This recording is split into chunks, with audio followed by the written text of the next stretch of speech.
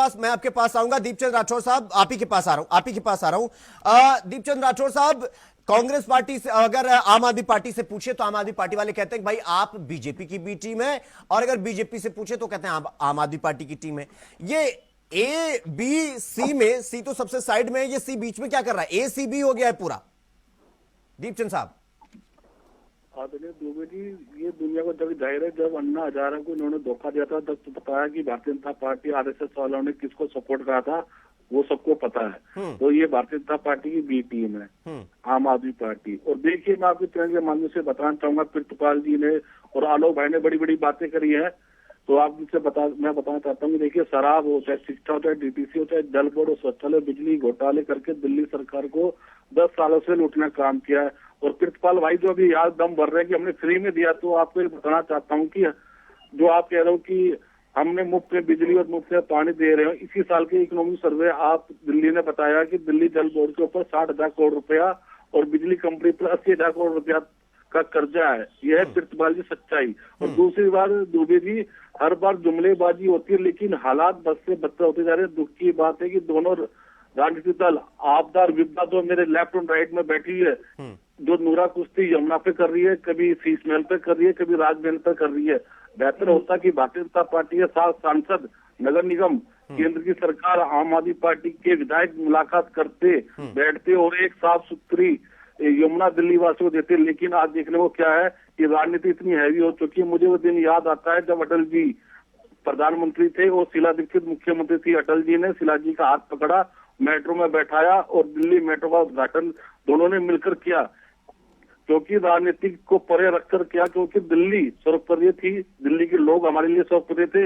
लेकिन आज क्या है, दोनों की नूरा कुश्ती में, सांप्रदायिकता की आग में दिल्ली को झोंका जा रहा है। आज प्यारी दिल्ली में जो दिल्ली कहते ग्रीन दिल्ली हुआ करती शीला जी के टाइम पे, आज वो सबसे दिल्ली वायु प्रदूषण में नंबर 1 हो चुकी है। प्रितपाल जी आप दम तो बहुत भर रहे हैं, इनसे पूछिए आपने कौन सी विधानसभा के अंदर एक भी स्कूल बताया तो मुझे आप बता दीजिए। प्रितपाल जी मैं आपको चैलेंज दे रहा हूँ, कितने रोडों का उद्घाटन करा ये भी बता के जाइएगा आप कि मैंने हमारी सरकार में इतने रोडों का उद्घाटन करा। देखिए, और आलोक जी जो दम भर रहे हैं, तो आलोक जी को पता होना चाहिए कि 2023 के अंदर एक कमेटी बनाई गई थी, जिसके अंदर एलजी उनको चेयरमैन बनाया था कि यमुना आपको साफ करना है।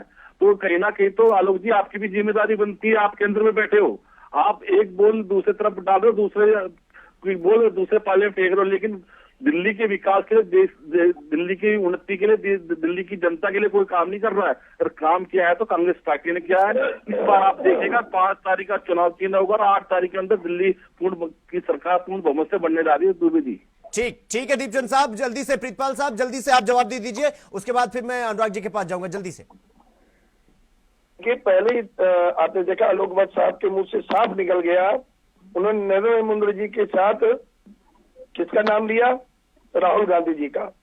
और जब कांग्रेस के मित्र हमारे जब बोल रहे थे दीपचंद राठौर जी, तभी उनके भाषा में वो बात निकल आई कि भाजपा और कांग्रेस का तो अंदर खाते में दिल्ली के लिए कोई भी काम नहीं। लोकपाल बिल कहाँ है? आपने 2013 में कहा था कि हम लोकपाल बिल लेकर आएंगे। मैंने बोला नहीं,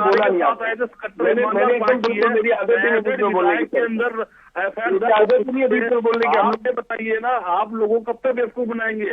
प्रितपाल जी मैं आपसे पूछ रहा हूँ। ठीक है, मैं ये तो जनता तय करेगी सर। बता दूंगा, कांग्रेस 3-13 कहीं पे नहीं है। 2013 में जनता ने नकार दिया, 2015 में जनता ने नकार दिया, 2020 में जनता ने नकार दिया, अब पंजाब में नकार दिया। देखिए, कांग्रेस का कोई वजूद खत्म हो चुका है। कांग्रेस का अपना वोट बैंक पूरी तरह से खसक चुका है। कांग्रेस का कोई विचारधारा जनता से जुड़ी नहीं है। सिर्फ लोग जब तक शीर्ष नेतृत्व इनका देश के प्रति जागृत नहीं होगा, कांग्रेस कभी नहीं उठेगी। लिख लीजिए, आम आदमी पार्टी का आने का ही, उदय होने का ही सबसे बड़ी गलती थी वो कांग्रेस ही थी। अगर कांग्रेस लोकपाल ले आती।